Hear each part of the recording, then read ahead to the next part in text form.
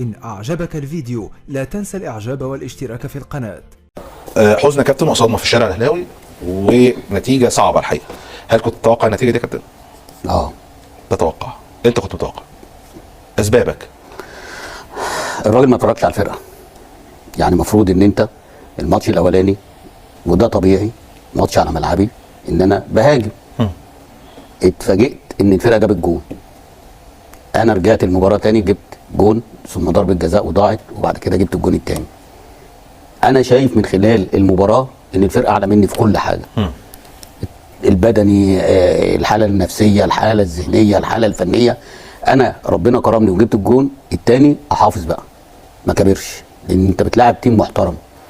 تيم انا من وجهه نظري في الماتش ريال مدريد وماتش سان داونز اللي هنا واللي هناك، لا سان داونز اعلى من ريال مدريد على الاداء بتاع سان داونز، على الخطوره، على التحركات.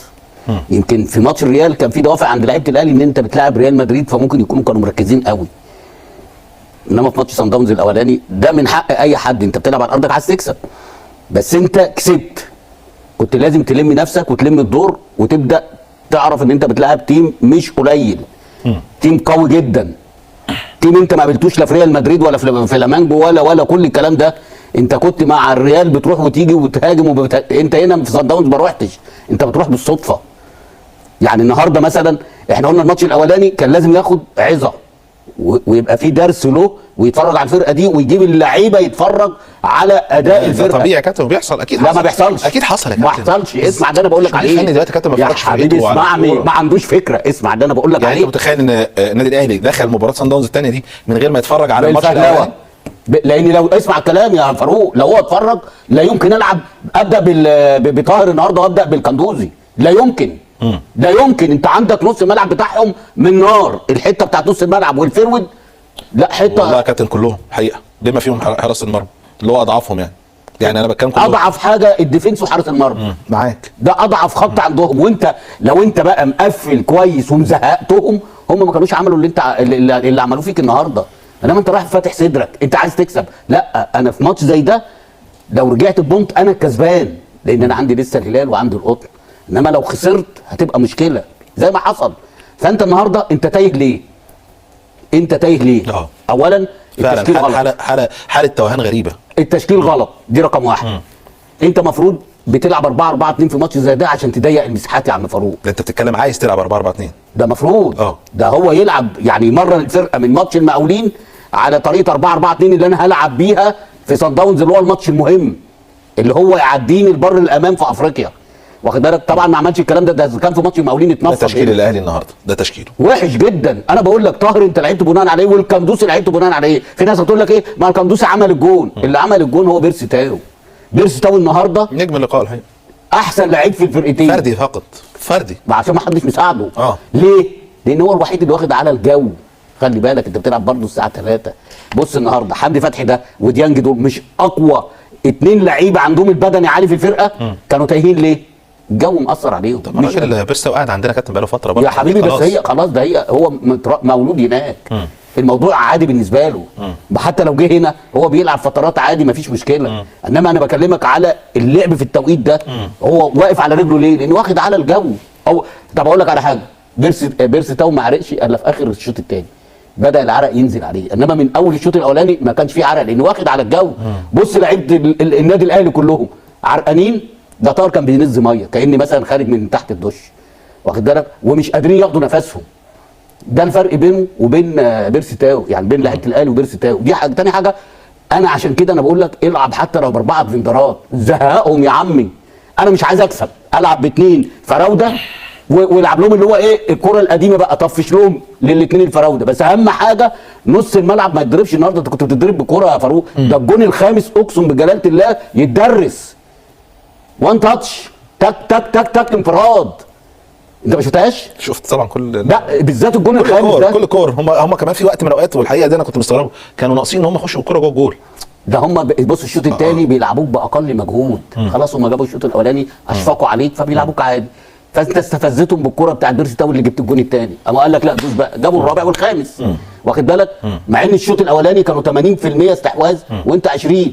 لو داسوا عليك الشوط الثاني كانت النتيجه وصلت بقى 8 و9، ده كانت هتبقى مش صدمه، ده كانت هتبقى حاجه يعني مش عايزين نقولها يعني. كابتن ابو وطبعا ما بينفذش اللعيب في الملعب. ما بينافسش ليه؟ ليه بقى؟ لان الراجل اللي بره شخصيته ضعيفه. ده شغل حاجه تاني حاجه يا عم فاروق عشان بس ما توديناش في حته تانيه.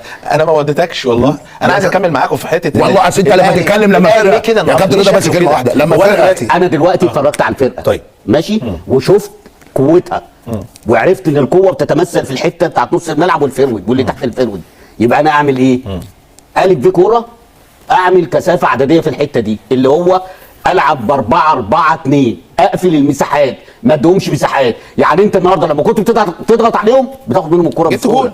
جبت جول لا بغض حتى في نص الملعب لما بتضغط عليه بتاخد منه الكوره، انما لما بتسيبه تلاقي واحد واثنين وثلاثه ظهروا لك ضربوك. ليه؟ لان في مساحات، انما انت لو قفلت المساحات دي ما كانوش عملوا الشغل ده. دي رقم واحد. رقم اثنين، هو انت تقول لي المدرب؟ لا المدرب انا ماتش زي ده الاعب الكندوزي ليه؟ ايه الميزه؟ الاعب طاهر محمد طاهر ليه؟ انا عايز اقفل مساحات مش عايز اجيب جول. مين مكانه يا كابتن؟ يعني العب بقى اقفل مروان عطيه العب. انا بص انا قلت لك دلوقتي ايه؟ انت عندك 4 في نص الملعب صح؟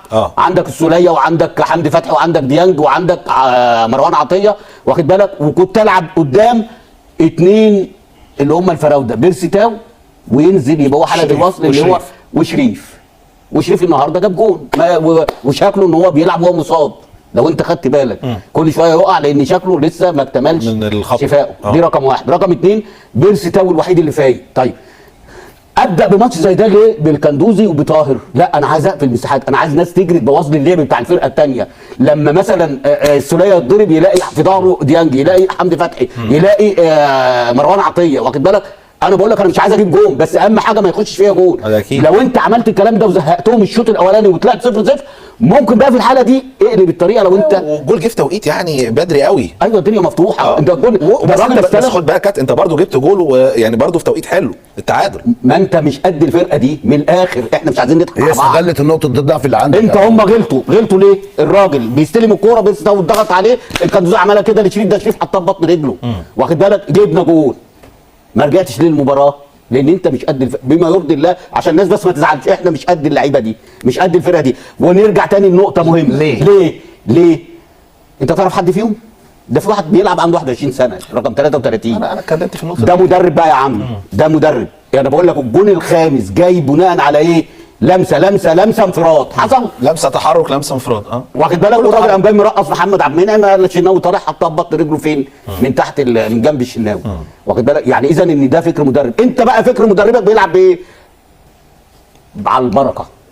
يعني انت بتروح للجول بدليل لا يمكن يبقى هو مدير فني يكون محترف بالشكل ده ويلعب مش محترف يا عم، انتوا اللي خليتوه. ما انا بقول لك والله الاعلاميين بتوعنا والمحللين هم السبب في سوء مستوى النادي الاهلي. ليه؟ لان انتوا عمالين تطبلوا على طول كولر لا الراجل بيعمل ايه؟ ده المقاولين ماسكه، ده انت جرس انذار في ماتش المقاولين ده انك لازم تروح تحط ايدك على قلبك. على فكره كل جماهير الاهلي قالت لك فعلا في جرس انذار من ماتش المقاولين. يعني الراجل قليل اهو ليها الداخليه. لا هي مش فكره كده، فكره ان النادي الاهلي في بطولات افريقيا مختلف تماما عن لا ما فيش الكلام ده. الراجل جابك والراجل 4 و5 في كاس عالم للانديه وتيجي هنا كمان في افريقيا تشيل 5. لا تخسر من الهلال. لا هقول لك على حاجه، ده الماتش الجاي ربنا يستر بتاع الوقت. طيب اسمحوا لي نطلع الفاصل ونكمل كلامنا، لان كلامنا لسه على الماتشات القادمه بالنسبه للنادي الاهلي سواء القطن او الهلال. ويعني المكسب بالنسبه للاهلي هو اللي موجود، ما عندكش حاجه غير انك تكسب وتنتظر بقى مباراه الهلال وصن داونز القادمه بالنسبه لهم. نطلع الفاصل ونرجع نكمل كلامنا عن مباراه اليوم، مباراه صن داونز والاهلي. حقيقه صدمه بالنسبه للاهلاويه بشكل كبير، جماهير النادي الاهلي في هذه الخساره ليس فقط عشان عدد الاهداف لكن على الشكل اللي ظهر بيه اللعيبه، الشكل اللي ظهر بيه الامور الفنيه في الملعب كانت فعلا محزنه جدا جدا لجماهير. هنكمل مع حضراتكم. اكيد نتيجه صادمه لجماهير النادي الاهلي، صادمه لمجلس الاداره الحقيقه اللي فيه تفكير في اتخاذ قرار خاص بهذا اللقاء بخصم مرتب شهر من كولر، وفي نفس الوقت خصم ايضا مستحقات للاعبين تصل ل 10% من مستحقاتهم في عقودهم، وبالتالي ده ممكن التفكير عند الاداره بعد هذه الهزيمه القاسيه على النادي الاهلي في دوري الابطال. كابتن رضا قبل ما نتكلم في امور فنيه، لما الخبر ده بقوله برضه يهمني اخد رايكم، رايك في ان الاداره تاخد قرار بالشكل ده. قبل كده على فكره قبل كده حصل مع موسيماني لو تتذكر، موسيماني كان ورجع زعلان في الموضوع جدا. تاني ورجع في الموضوع تاني بعد تحسن النتائج. تحسن النتائج ده عشان كسر الزمالك. بص يا حبيب قلبي، اول هام مجلس الاداره ما يلومش غير نفسه.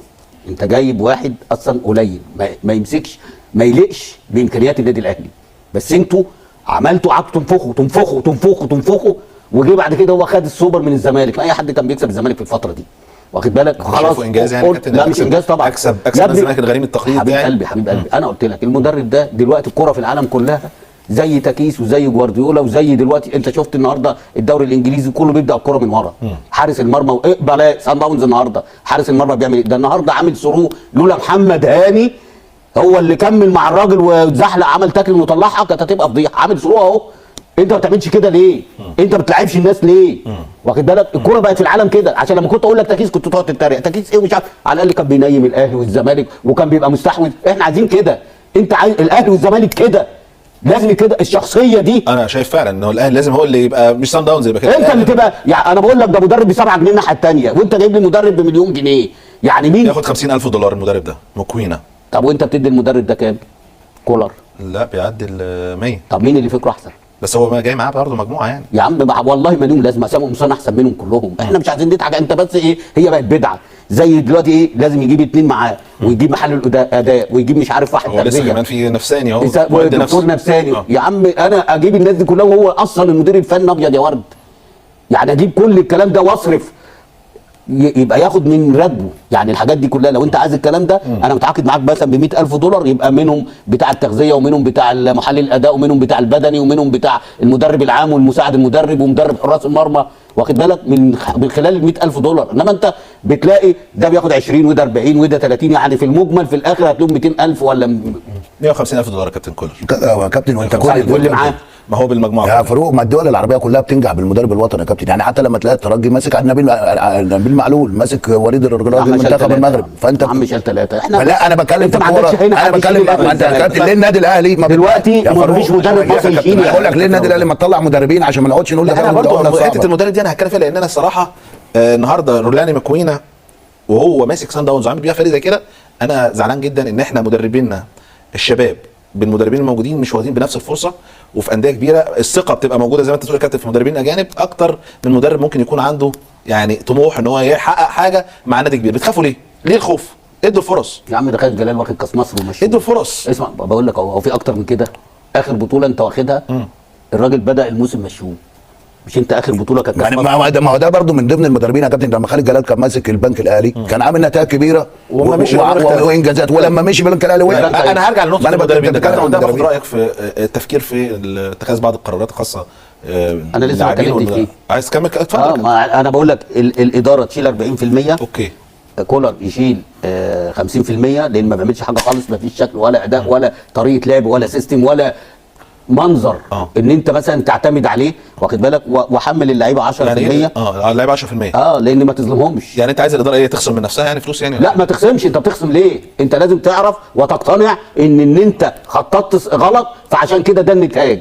فانت ما تلومش الا نفسك. اللعيبه ماتت النهارده، واخد بالك؟ وغصب عنها، ان الجو احنا قلنا الجو البدني بتاع الفرقه الثانيه، ثم ان هم ارجوك الجو ده كابتن اللعيبه عارفه انها هتلعب في الجو ده، وياما لعبنا في الاجواء دي يا حبيبي. النهارده بص يا عم اسمعني بس، بص على حمدي فتحي النهارده وبص على حمدي فتحي. ما هو مستعد يا كابتن يا حبيبي غصب عنه. في اوقات كتير غصب عنه. وانا مش هلعب في افريقيا يا حبيبي. لا انت لعبت اسوان، لعبت الهلال برضه في نفس يا فاروق. ما في اوقات ايوه ماشي، كنت وحش وخسرت من الهلال اذا انا بقى اي فرقه بقى تعرف ان انا بخسر في الوقت ده، انا هجيبك بقى. طبعا كابتن انت الدوافع عندك كمان لما بتلاقي فرقه كبيره زي صن داونز، الدوافع عندك انا بنسى الحر وبنسى كل حاجه. انا عايز ايه من المباراه ديت؟ انا بلعب فرقه كبيره، لكن الدوافع يا كابتن، الدوافع لو عند اللعيبه اللي موجوده في الملعب وعندها دم وعارفه المصيبه او المشكله ان انت ما تتغلبش، ان انت لو عندهم الدوافع دي هيتغلبوا على اي حاجه. بس لا كابتن ردا على كابتن رضا، احنا خدنا دوري ابطال افريقيا من سنه. ما هي لا ما كنتش. طب لما احنا بنتغلب انت كنت اعلى فرقه في افريقيا، اسمع كلام. انما دلوقتي اعلى فرقه في افريقيا هي صن داونز. يبقى هي فرقه. وبعدين انت بتقول لي دلوقتي بتيجي دلوقتي وتقلب على اللعيبه، تقول لي يا كابتن مش على اللعيبه، انا بتكلم على نقطه يا كابتن. المفروض الدوافع ايه عند اللعيبه بقى؟ ما انت محتاج المباراه الحر مع الراجل المناسب في المكان المناسب. ما تفهمونا لاجل النبي عشان ما نخرجش عن شعورنا. انت دلوقتي انت بتقول لي دوافع، يبقى انت بلعب بالطريقه اللي هي تعديني البر الامان. انا بامن. ما اجيش واقوم جاي لاعب القندوسي يبقى شاذ عن الفرقه. ايوه ده يبقى ده غلط من المدرب، ده غلط من المدرب. انا لعيب القندوسي جايب القندوسي يا كابتن، انا جايبه من اوروبا، انا جايبه من الجزائر، ما واخد على الاجواء دي. لا مش واخد على الاجواء. ازاي يا كابتن؟ انا الدوافع يا كابتن معلش، ما انا معلش هنحمل يا كابتن ماشي، هنحمل يا بس انا بص، اللعيبه يا فاروق، اللعيبه لها دور مهم في الملعب. انا مش ما تقعدش تقول لي اللعيبه هي كل حاجه كده، ما هي اللي بتشتغل. هو الراجل على الخط يعني. خلي بالك، هو الراجل اللي اخطاء في التشكيل واحنا معترفين بيها، لان انت حاطط 3 كمان قدام ما عندهمش حلول، بدليل ان بيرس تاو كان في نقطه ضعف عند سان داونز، ان جاب جونين، ان انت بيرس تاو كان بيروح بمجهود فردي، لكن هو ده غير كده ما عندكش لا القندوسي ولا الاخ طاهر محمد طارق اللي بيشخبط طول المباراه وبيرجع لورا، ولا الاثنين اللي عندك عندهم تطوير اللي هو ديانج والاخ حمدي فتحي. يا باشا احنا بنلعب ما بنضغطش، ما فيش تعاون بين محمد هاني وبيرس تاو، ما فيش تعاون بين علي معلول ولا طاهر، ما فيش تحركات، ما فيش ترحيل في الملعب. عشان كده انا قلت ما ده شغل ملعب 4-4-2 على قد الامكانيات اللي موجوده. 4-4-2 يبقى في الحاله دي تسيب بيرسي تاو هو وشريف الاثنين يعملوا قدام ما بلاهم وما بدنهم وما هم زي ما هم عايزين، والاربعه التانيين اللي هم في نص الملعب، واحد يبقى مع علي معلول والثاني مع محمد هاني. النهارده الجون الاولاني جاي منين؟ من ناحيه محمد هاني، لان الملعب مفتوح. انما انت لو ما هي بقول لك غلطه مدرب دي مش غلطه لعيب. ما دي كانت نقطه ضعف كبيره يا كابتن محمد هاني النهارده برضه. ايوه عشان ما حدش بيلعب قدامه، وبعدين ما عندوش المعاونه، ما حدش كان بيعاونه في الحته دي، والاخ ياسر ابراهيم ما كانش بيرحل او بيقرب منه. اسمعني الملعب مفتوح. انا بقول لك لو انت لعبت ب4 ورا و4 في نص الملعب، واحد مع محمد هاني وواحد مع علي معلول واثنين في القلب، تضيق المساحات. ما كنتش هتشوف الشكل ده. هقول لك كابتن، انا هقول لك بمنتهى مع فرقه زي كده، حتى لو لعبت ايه لا والله اسمع بس، عندهم طريقه لعب مختلفه، اتفرجت على الباص والتحرك. لا اسمعني بس، اسمعني القطن دي زي الاهلي؟ لا. الهلال زي النادي الاهلي مع كل الاحترام؟ لا. واخد بالك انت عندك لعيبه وعندك كوادر احسن من هنا وهنا، واخد بالك، بس التانيين عارفين مقدار ان هم بيلعبوا تيم كبير محترمينه. ايوه فوقفوا. بس انا الاهلي شخصيتي يا حبيبي، انا دلوقتي بمر وكياني واحسن نادي في افريقيا، انا اروح انا اعمل ايه يعني؟ اروح اتعادل، ما افتحش الملعب. جبت جون وانا مأمن نفسي وما دخلش فيا جون، خير وبركه. ما جبتش، انا عايز البونت معاك، واخد بالك. انما ما اروحش افتح صدري ويتعمل فيا اللي اتعمل النهارده، وتيجي تقول لي اصل انا الاهلي. انت كده بقيت عصران الضبع، يبقى انت كده بقى صيت ولا الغنى، يبقى انت كده بقى عايش في دور ايه؟ انا الاهلي هوب هوب هوب هوب بتشيل 5. طب وبعد كده هل حد يرحمك؟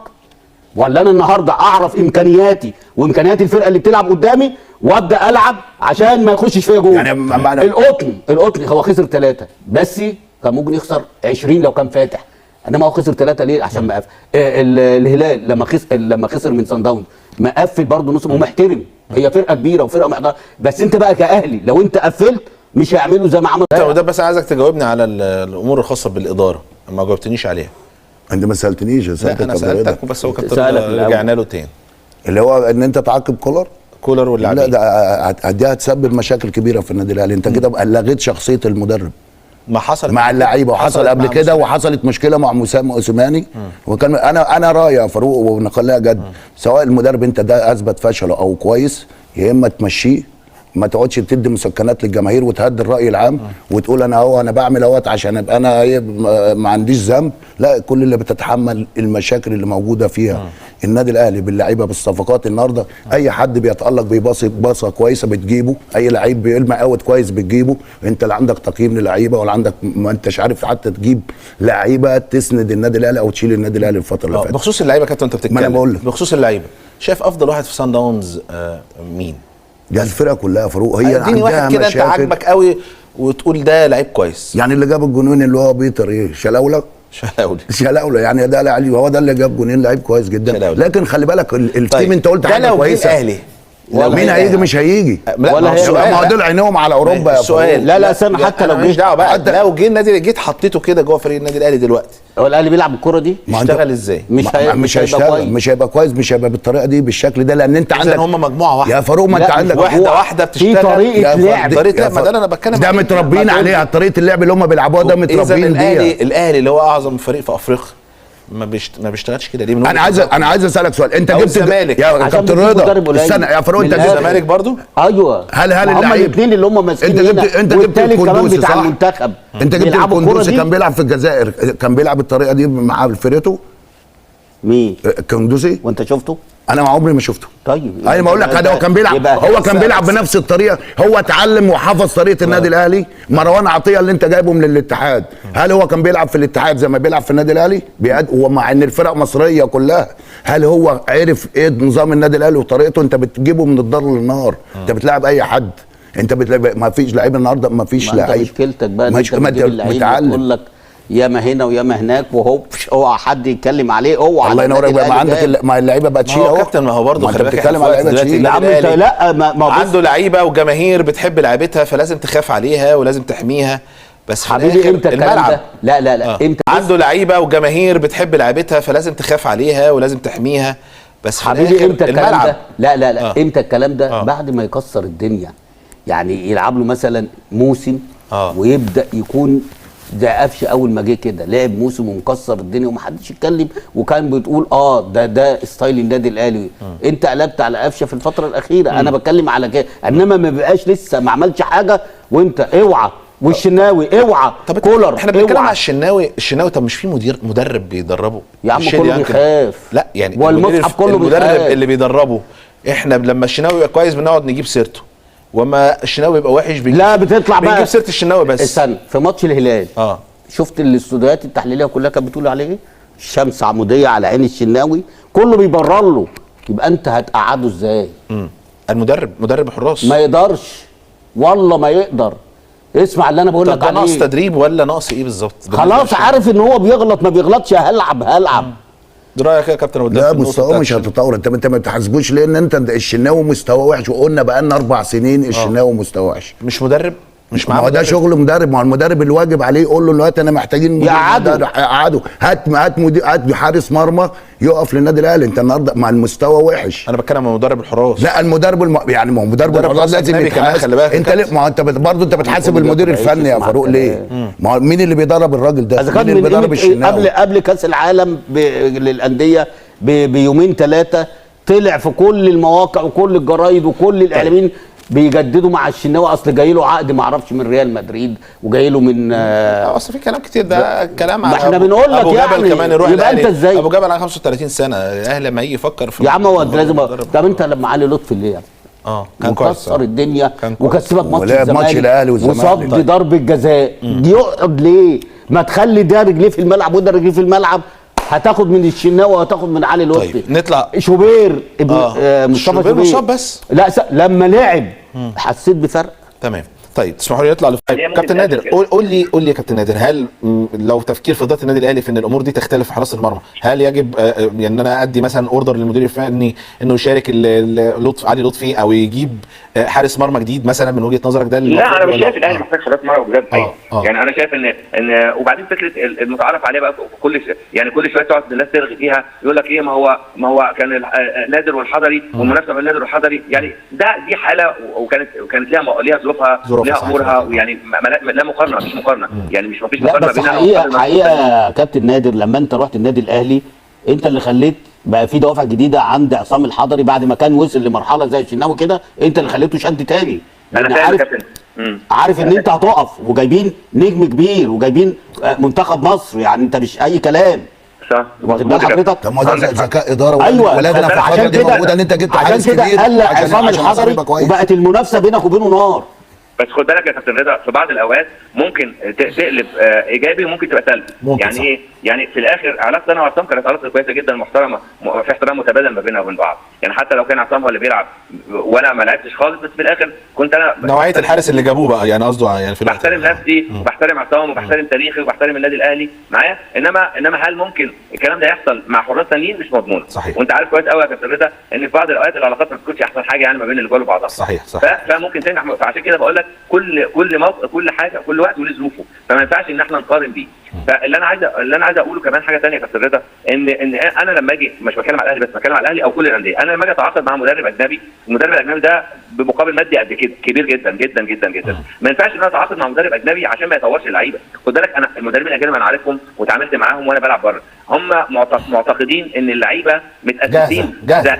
لا يا كابتن، متاسسين اصلا من قبل ما يقولوا خططيا ومهاريا وذهنيا وكل حاجه. لا ما هو ده الغلط. عارف يا كابتن نادر وانت بتتكلم كده اما ببص لشكل فريق صن داونز وانا بتكلم مع كباتن عن النقطه دي، يعني اللعيبه عارفه السيستم بتاعهم ماشيين ازاي، وعلى فكره ده بقى لهم سنين طويله بيلعبوا بالسيستم ده، وبالتالي حتى اللعيبه اللي بتطلع بالشكل ده. يعني يا عم هتروح بعيد ليه؟ ما تكيس بيجي 5 تكيس يا كابتن، يا عم اسمع كلام بقى، تكيس عمل ايه مع الفريق؟ بقول لي بقى عمل ايه؟ انت بقى ايه؟ انا بقول على الاقل احسن من كولر، احسن من فيتوريا. انا بقول لك هيمسك كوره ما يحصلش الشكل ده اللي اتعمل فيك النهارده ده هو يعمله. كان بيتعمل اوحش من كده. لا يا حبيبي، كان بيعمل في الاهلي وبيعمل في الزمالك وهو ماسك وادي دجله، بس ده عايز فرصه، عايز نادي كبير، نادي بتاع بطولات، مش نادي لعيبه. السنه اللي فاتت المفروض ان هم ياخدوا الدوري في حاله الاهلي والزمالك، اللعيبه اصلا مش يا كابتن. بيراميدز دلوقتي بينافس على الدوري. بص كان كسبانك 3-0، انت السنه اللي فاتت ما قدرتش يكسب ماتش 2 لكن بيخسر بعد كده. لا كورته، انا بكلمك على السيستم بتاعه، هو ده اللي انت عايزه. ده سيستم اهو بيكسب كل ماتش يا حبيبي ماشي، ما انا بقول لك عشان كده طب انت الراجل بتاع كولر ده سيستمه ايه؟ بريرا سيستمه ايه؟ فيتوريا سيستمه ايه؟ انا بكلمك على اللي حصل في النهارده ده. كيس مسك بيراميدز يا كابتن، هو عمل ايه؟ كابتن عنده اسمع كلام اللعيبه اصلا. اتفضل يا كابتن نادر. كابتن عشان انا سبت الكلام عشان ما اتفرجش معاكم. انا عايز اكمل بس اصل يقعدوا يمجدوا في الراجل ويقول لك ده من سنين. لا انت لو جبت مدرب محترم في شهرين يا عم نادر هيخليك، بس مدرب عنده فكر. بلاش سيبك من تكيس، فايلر لما جه النادي الاهلي كانت الكوره كده. كابتن رضا، طب خلي كابتن نادر. انا دلوقتي، وعلى فكره مع الفرق في المقارنه دي شفتها وانا بدرب مع الفرقه الدرجه الثانيه، انا عشان اخد اللي انا عايزه بالشكل الخططي لازم اعلم اللعيبه، لازم اطورهم، لازم اعلمهم يعني ايه شكل خططي. يا كابتن رضا اللعيبه كتير في مصر بتشتغل كده عشوائي، يعني اللي تتشاط ما يتشوتش، واللي تتقطع ما يتقطعش، واللي ترجع لورا يحطها لقدام، يعني ما فيش اصلا اساسا هم مش تاسس. يا عم انت بتتكلم عن النادي الاهلي ونادي الزمالك يا نادر. بص سيبك من الدوري تحت، لان الله يكون في عون الناس اللي شغاله تحت. كابتن بص النادي الاهلي بيخش فيه جوال عامله ازاي النهارده؟ ده التاسيس فين؟ التاسيس هنا لا عيب مدرب. انا بقالي شهرين يعني محمد عبد المنعم اللي بيغطي. لا محمد عبد المنعم بص عيب الراجل ان هو قال له اقف كده. قال له اقف كده. مين اللي قال له؟ المدرب قال له اقف بالمنظر ده في الكورنر واطلع بالبطء ده. طب هو ما بيعدوش ليه؟ ما انا بسالك، ما هو احسن واحد. بقول لك ما بيعدوش ليه؟ ما علموش ليه؟ ما هو بالظبط. بس ونبقى كابتن فاروق عشان انتوا بتتكلموا، انا بس زي ما كابتن رضا بقول كده، المدرب الاجنبي اللي انا بجيبه واتعاقد معاه بملايين الملايين بجيبه ليه؟ مطور لكره القدم. لا يعلمني يا نادر. ايوه بالظبط، ده اللي بتكلم فيه. بس بالعكس ده هو ما يعلمش بس الفريق الاول، ده هو يكون يا كابتن فاروق. المدربين بره بيشتغلوا بمرتبات اقل من كده، بيشتغلوا 6 7 8 ساعات على فكره، مش ساعه ونص او ساعتين. يعني المدرب لازم يكون يطور اللعيبه عشان اللعيبه تديله اللي هو عايزه. انما المدربين الاجانب بتيجي بتعتقد ان اللعيبه اصلا متاسسه وفاهمه خططي. يا كابتن رضا في لعيبه في اهلي وزمالك ومنتخب ما يعرف، لو انت قلت له الكوره هنا تبقى انت فين مش هيعرف. مش هيعرف. تروح بعيد ليه؟ والله في الاهلي وفي الزمالك ما بيعرفوا يباصوا والله. احنا بنتكلم عن الشناوي، لازم برضو نقول ان هو مش لوحده النهارده اشتراكا في الاهداف اللي دخلت جوه النادي الاهلي. لا في ديفنس غريب متمثل فيه النهارده، مش يوم ياسر ابراهيم خرج حتى اللعب هي محمد عبد المنعم النهارده. انا ما زال مستمر في التعالي من وجهه نظري انا على كره القدم وفي مكانه، ان هو هيقطع بمنتهى السهوله، هيرقص اي حد. وانت كابتن سيدي اللي عارفين كابتن ابو الدهب في الشغل الدفاعي. عبد المنعم النهارده من وجهه نظرك اخطائه كانت سبب في عدد من الاهداف اللي دخلت، ولا كان الامور بالنسبه له هو ياسر الحقيقه يعني؟ لان هم عندهم حمل كبير النهارده مع الشناوي. يعني انت لما الفرقه بيجي فيها جون يا فاروق انت بتحمل الفرقه كلها ان ده ما قطعش، ده ما ضغطش، ده ما. لكن انت النهارده السرد باكين لا انا بكلمك على السرد واجبات في مكانك يا باشا. انا كره القدم مع محمد عبد المنعم وحظنا قلنا، والناس طلعت هجمتنا وزعلت مننا ان احنا بنتكلم عشان بعد كده يبقى كويس، مش عشان بعد كده يطلع يتعالى ويتكبر اكتر من كده، عشان في ناس مش عارفه يعني احنا بنتكلم ليه وبنقول غلط، والتعالي على كوره والنرفزه والعصبيه بالزبط. وان انت ما بتمسكش لا عارف تغطي ولا عارف تراقب ولا عارف ترحل ولا عارف امتى تضغط على الراجل. ده انت بتلعب واقف لي في الملعب، انت الراجل يشوط انت واقف لي كده بتتفرج عليه ما بيضغطش. هو في سد باك ما بيضغطش؟ ده راجل ده ابن النادي الاهلي، انزل اعلمه. يعني انت بتتعلم من قطاع الناشئين يعني ايه مسك، يعني ايه ماركر، يعني انت شغلتك في الملعب ان انت تقطع الكوره وتسلمها لاقرب واحد. يعني تلعب على قدك، انت مش راموس. انت محسسني ان انت رامس وعامل لي انجازات ومديني كل سنه باخد كاس افريقيا وبروح كاس عالم وباخد كاس يا باشا انت لعيب لسه صغير، احترم الفرقه، احترم فرقتك، احترم الفانله اللي انت لابسها. هو ده ما يرضيش ربنا ان انا كل ماتش في النادي الاهلي زي ما قال الكباتن انا كلهم 3 و4 و5 و6. خلي بالك انا في وقت في الماتش انا دعيت ان الوقت يخلص.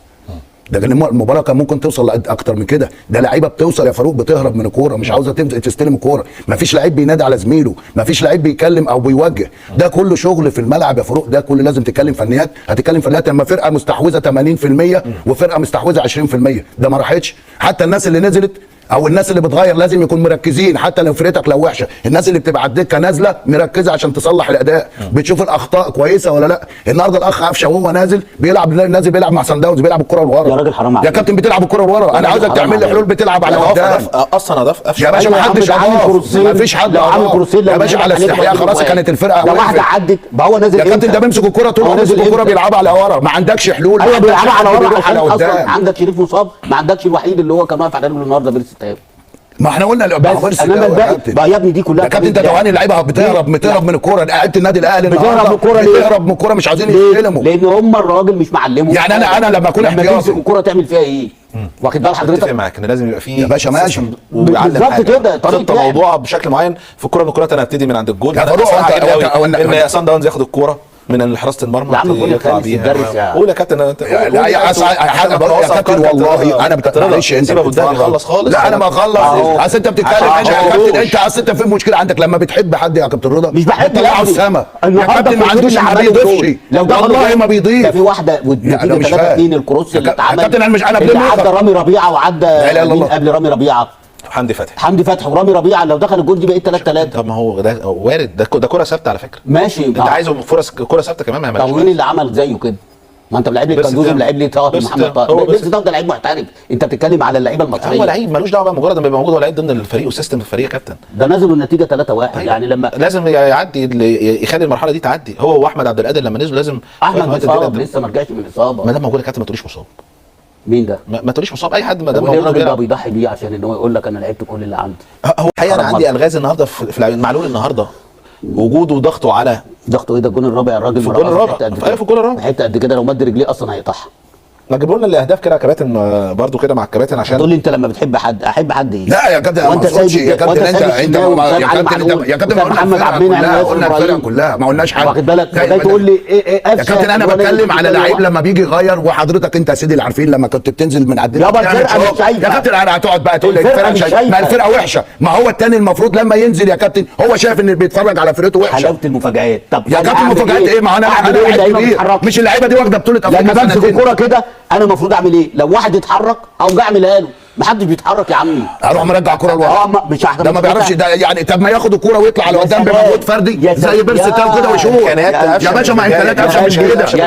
امكانياته مش كده. وامكانياته ان انا امسك الكوره العبها بالعرض، امسك الكوره ارجعها لورا وهنقعد زي ما انت اشمعنى بتطلع اشمعنى الناس بتطلع للشناوي مبررات وانت عمال تطلع لقفشه مبررات يا كابتن؟ مش بطلع. لا يا كابتن انا عايز قفشه شخص. افهم الكلام. كابتن ثانيه العبها. لا ده حتتي بقى. انا يا كابتن انا ما اعرفش العب. اقسم بالله يجي لي الضغط. هو انت لو ما اتحركتش يا عم فاروق هلعب لك الكوره؟ لا بس انت ساعات ممكن تجبرنا على التحرك. طب بص عشان بس ايه انا عندي الملكه ان انا هعملها لك في الحته. انما الراجل واقف في ظهره. شريف واقف في ظهره وبيرسي تاو فاتح على الاخر واحمد عبد القادر فاتح على الاخر وانا بستلم الكوره من على قبل نص الملعب. هعملها لك ازاي المساحه دي كلها؟ تمام. انما انت المفروض ان انت ايه زي ما هم عملوا النهارده بتمسك الكوره في نص الملعب بتضرب وتعدي بعد نص الملعب عشان تحط بقى عبد القادر تحط البيرسي. طيب ده الجول الاول يا كابتن. ما بيحصلش. يعني هل من الطبيعي النادي الاهلي يخش في اول لا ده تجيبها من الاول من عند محمد هاني. ما هي من عند محمد هاني اتلعبت. لا ما محمد هاني هنا بقى عندك من الاول. بص الوقفه غلط ازاي يا كابتن ولا لا هو مفيش حد ضغط. مين بقى؟ لا الوقفه مين اللي المفروض يبقى في الحته دي في سره الملعب دي؟ حمدي فتحي. يا حمدي فتحي ديانج واخد بالك هم اللي يبقوا عاملين الستاره دي هم فين؟ يا ما ده مش موجودين يا ايوه ما انا بقول لك. لكن انت خلي بالك في مشكله. في مشكله يا كابتن. النادي الاهلي لعيبه النادي الاهلي في الدفاع بالظبط لازم يكون عندهم تأني وعندهم رد فعل. ان انا لما اروح اضغط يبقى محمود لو عبد المنعم راح يضغط يبقى في ظهره مين يا كابتن؟ ياسر ابراهيم. هل ده بتتعمل؟ ما بتتعملش. سواء انا بعد انت حضرتك قلت كلمه كويسه قوي. الاثنين الديفندرين مش موجودين.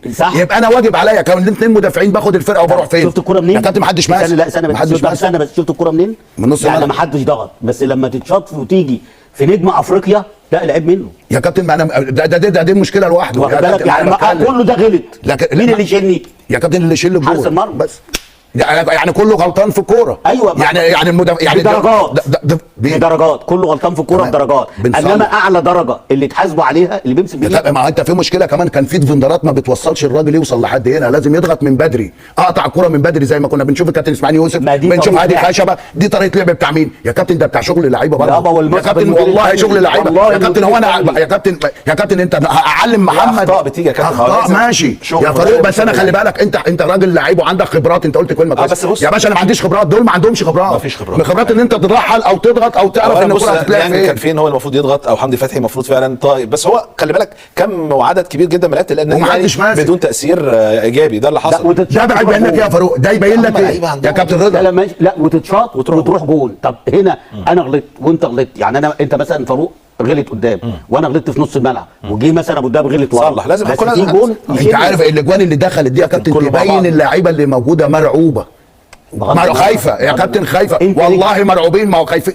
هو مين اعلى لعيب نجوميه في الفرقه؟ طيب ده الثاني، ده الجول الثاني، ده الجول اللي الكوره اتلعبت وفي ال 18. حمدي فتحي اللي مغطي؟ لا كان عبد المنعم. ما هنا حمدي فتحي والناحيه الثانيه محمد. لا عبد المنعم كان هو اللي مغطي في الاول في الاوفسايد اللي ما خلاش الولد اصلا. بص يا كابتن ال 18 لو عندك كام واحد احمر يا كابتن، دي كارثه. بص الوقفه الوقفه بتاعت اللعيبه، ده ما حدش ماسك حد، ده انت بتضرب بسهوله لان انت واقف بظهرك، في سردباك دولي بيقف بظهره مستني كل ما تتلعمل يا كابتن. دي بص الوقفه عمال تقول لا هو برضه كابتن سردباك مجرد ما الكوره بتطلع خلي بالك يا باشا، انا اللي بيشن سردباك والجول. بص الكوره دي يا ابو الدهب كانت عاليه، واخد بالك، وفي التحام.